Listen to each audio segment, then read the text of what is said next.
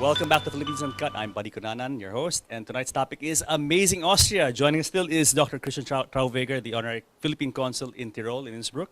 And joining us in the studio to do a very nice cooking demonstration is Denise Duda on my right, and joining her is Stephan Döberl, both from Austria. So welcome back, Christian, of course, Denise, and Stephan. Welcome. To our second segment about cooking, and this is my favorite part of my program where we will demonstrate to the viewers exactly what is nice Austrian cuisine. Christian. Correct. We are cooking something very typical from the eastern part of Austria, from Vienna. So it will be a goulash, a little inspired by the Austrian-Hungarian country at that time. The goulash is made in this case with chicken meat. Usually you can take pork, but it would take a little longer. Yes. And as we are under time pressure, we use chicken meat, then Spanish paprika, onions, some herbs, and a little cooking, and then the gravy should be a little thickened. Yes. And on the side we make some dumplings. Stephan will work on dumplings, which goes with the dried bread, some breadcrumbs, salt, some eggs, and it should be a nice dough. So due to the time, we already have one prepared, but he will show how to prepare it from scratch. And then we make small dumplings. Excellent. And you can eat it in every restaurant in Vienna. And I'm sure you ate it before. No, have done that, and it looks I'm sure it's going to be wonderful. But let's talk to our guests here first. Starting with Denise. Because where are you from in Austria? I'm from Innsbruck. So you're from Christian's hometown. Yes. And your first time in the Philippines? It's my first time. How about you, Stephan? I come from Linz, and it's actually the first time in East Asia at all. Wow. Yeah. And a nice outfit, and we were talking about it earlier, Christian, right? This is the This is the typical lederhosen, Lederhosen. yes. Yeah.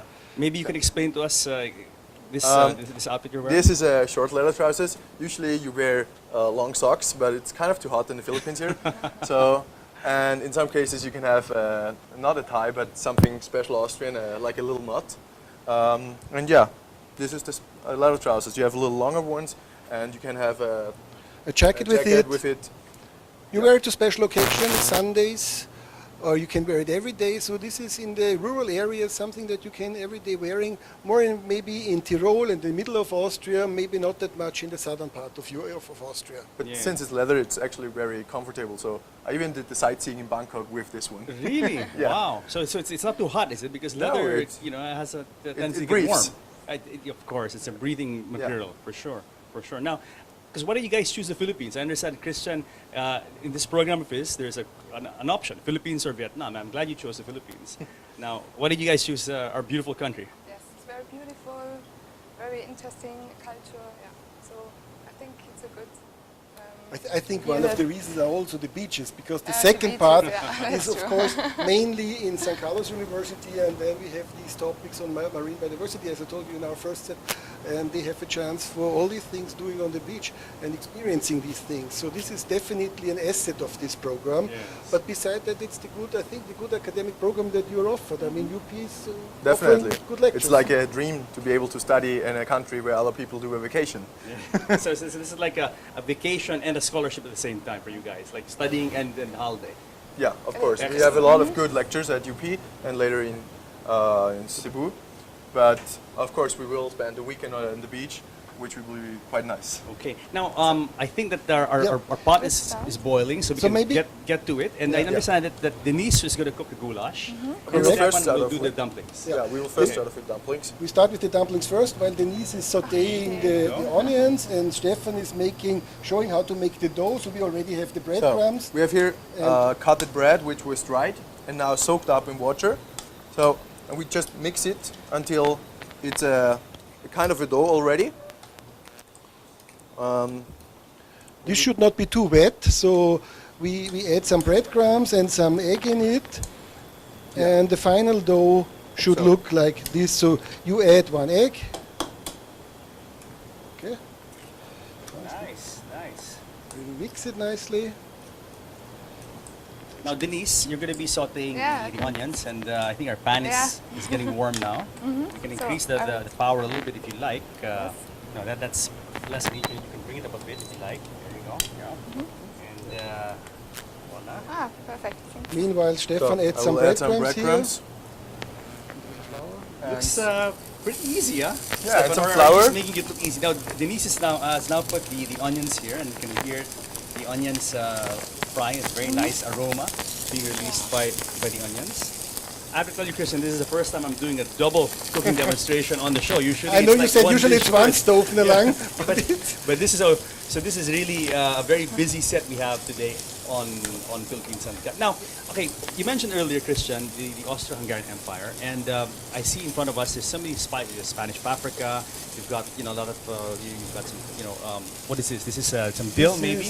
Cumin seeds. Cumin seeds and all that. Now you tell the audience about the history of the culinary history of Austria. Of course, we have to say that in this case we have to see Austria from two different points of view, the western and the eastern part. The eastern part of Austria is more influenced from Hungary and the east countries, Yes, yes. where they eat more spicy, Yes. but also their sweet things influence our delicacies on the sweet side, like desserts. Of course. Povidl Dachel from the Czechoslovak Republic, and many others. So we are influenced by these things from the eastern side. In the western part, it's more the mountainous area. As I brought in our last show, the Speck, which is the smoked ham. Which is very similar to prosciutto. Exactly, Right, in and Italy. some heavy cheese, which Yes. is very tasty, and the heavy food is more in the middle of Austria and in the western part. As you can see, Yeah, Stephan is making having some fun with the Yeah, this dumplings. dough has to rest a little bit. And Yeah. due to the time frame, we Yeah. had prepared dough. So Okay. now I do just some small dumplings. Yeah. Good, some person. So just roll it up in a nice little ball, Yeah, right? you Between have your to, two, you have two to hands. do a little pressure so it holds together. They should be round and could be a little bigger even, but if they are smaller, they are easier cooked. So this is a typical meal. Okay, these dumplings are what you Austrians would have Yeah. on a daily basis. Very part of every meal. And Yeah, you very can get it typical. at university. Like we have some traditional meals like schnitzel, of course, you will know it, and this as well. So, and in our university kitchen, you will have dumplings and goulash as well sometimes. Okay, let's move over to Denise. Okay, Denise, you've now added the onions and then the chicken. Yeah, the Yeah. chicken and the onions. You And might need more so you heat just there. saute this together, huh? Yes. I mean, you saute the two of them together and brown the Yes. the chicken a little bit. How long do you have to do this for? I think 5 minutes. Okay. Yes. Okay. Just until the onions, just until the chicken gets brown. Yes. Little brownish, Yeah, not too much. Not too much. not And then too we much. add the paprika, and Yeah. this is the only thing we have to be very careful, because if the paprika is going to burn, then Yeah. it's bitter, and you could not eat it anymore. So as soon she starts with this, she has to mix it quickly and then add water. And then she just cooks it for another 15 to 20 minutes. Okay, here we are. Okay, so camera, please. Okay, Denise has put this is Spanish paprika. And what is this, Denise? Is this also paprika? Yeah, also- Okay, just a also different paprika. brand. Just a different brand, different color, but still the same stuff. All right. That's a lot of paprika. Huh? Yes.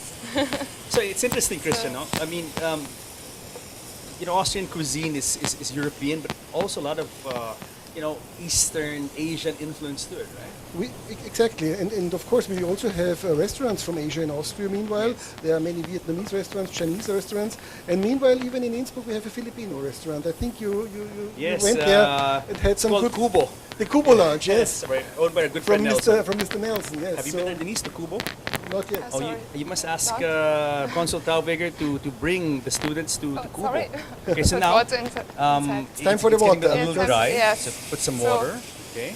Now you can really smell that paprika coming out. Exactly. I love paprika. Look at that. Yeah. Okay. Now I was gonna say So- earlier that I've seen goulash and it has a thick sauce. So now this is It will thicken It will thicken later up. on because we have some dissolved flour. okay. But right now it's more simmering, and she is going to add some salt now Yeah. and a chicken cube instead of having a chicken broth. Yes. Yes. So this gives them a nice taste, and some cumin seeds now I would add, Denise, and the majoran. it seems that Denise is doing a more complicated thing. I mean, I can see Stephan here rolling the balls, Yeah, giving his something hands. like Very easy. Very easy. This is the kind of cooking I can do. And he mentioned this is an all-day food in Austria, because if you eat some pork, Yeah. pork chop or pork roast, it always comes with dumplings. And there are special dumplings in Tyrol. They are called Tiroler Knödel, Tyrolean dumplings. They are stuffed with ham or sausage or anything, or you can stuff them with spinach. You have spinach dumpling. You can put cheese in it, and you have to Tiroler cheese dumpling. Nice. So this is nice. very common to eat in the western part of Austria. Now, with this I mean, would these dishes be found in other parts of Europe? Let's say, I mean, would the Germans have this in Bavaria, which is next door? The Germans would have different dumplings. They would make it with potato, more Yes. potato, and they would not really have the goulash. Goulash is more of a. It's really more Austrian, Hungarian. Yes, Eastern Like- European thing. no? Exactly. Like in Hungary, they call it perkelt. Yes. So if you go to Budapest and order perkelt, you would get the same. The Austrian goulash is essentially the same as the Hungarian goulash because when you think goulash, Yes, you think just the name is Hungarian different. goulash, But which if is you, the name. Huh? yeah, if you are in a restaurant in Budapest, you would not order goulash, you would order perkelt. Okay. Now, how long will this take, Denise, to cook still? I mean, we've got I a good think flame 10, going on. 10 and a good 15 heat. minutes. Okay. Yes. All right. All right. And then after this, what's the next step? Is there So- anything else you add here? This one, What is that? Majoran. Majoran is this. Okay. Okay. And Marjoram. so, Marjoram. Marjoram. Mayra. Yeah? Auf Then Deutsch. salt and pepper Okay. put inside, yeah. Okay. There you go. Nice. Nice. You could put some more heat to that if you'd like. okay. We could increase the power. Okay. Could deep fry it. Okay. This also? Okay. There you go. There you Okay. go. We can increase the power, I think, a little bit, so we get Yeah. stronger flame, stronger heat. Nice, nice. Now, what else are this? I mean, these are typical not just of Tyrol, but really in the entire Austria. This is Yes, some. every yeah. restaurant you could eat goulash, and the good thing on goulash it's fresh over days. So the more you cook it, the better it gets. Really, huh? Really, so they cook it one day and they serve it 3 or 4 days, and it's not vanishing at all. So it's really So it's a kind of very dish solid. that gets better with age. Now you have to age it. Correct. So some of the cooks even add a little vinegar to keep it longer fresh. Like in the Philippines, you have lechon paksiw. Yes, So yes. you use the lechon, and the next day you add some vinegar and some soya sauce and chili, and can eat it 2 or 3 days more. Yep. So this would be just one of these things that you could have for a couple of days. So I think I mean, the cooking process is there, and when we come back after our break, we're going to finish the cooking. Yes, and then serve we're gonna, it. We're going to serve it, and then we're going to talk more about cuisine, and we're going to taste some very nice Austrian white wine. Exactly. I brought some white wine from Austria. Lovely. So guys, stick around because more of Amazing Austria and our cooking session when Philippines Uncut returns.